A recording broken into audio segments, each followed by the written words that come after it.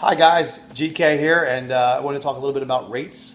Sometimes I get a question, George, how is it possible that Stream Energy can keep their rates lower than PP&L, or how can they keep their rates lower than MedEd? And guys, there's a few explanations for this. The first explanation, let's talk about PP&L's buying power, because we have to talk about supply and demand. PP&L is buying for a small portion of Pennsylvania. MedEd is buying for a small portion of Pennsylvania. But who is Stream Energy buying for? They're buying for Texas, Georgia, PA, Maryland, New Jersey, New York, and DC, guys. So that's a lot of buying power. We're able to buy bigger bulk of energy for a better price, okay?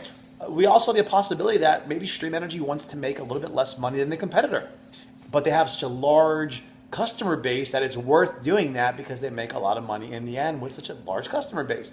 Walmart, for example, are able to beat Kmart's prices. Why? Because Walmart has bigger purchasing power, supply and demand again, okay?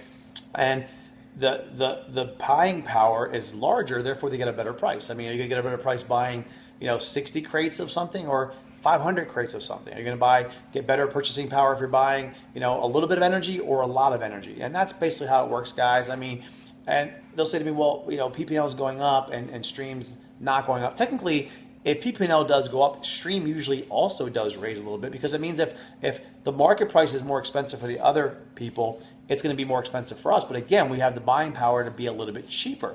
But when you have a market price now, like we have, before the prices excel, which the warning comes out a few weeks before, people can lock in now in a fixed rate and buy cheaper energy now. And then once it skyrockets with the main utility companies, and ours goes up also, again, though, lower than the main utility companies. Yes, it would be higher than what it would be today, but it's still a good deal for those that have never switched.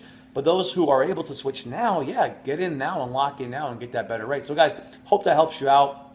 You have to also understand 70% of the customers in Pennsylvania are still with the main utility company, 30% are with third parties. But what's going to happen in the future? There's going to be inflation, I believe, on the default pool, because the default pool is going to shrink. More and more people are going to switch over to third-party suppliers.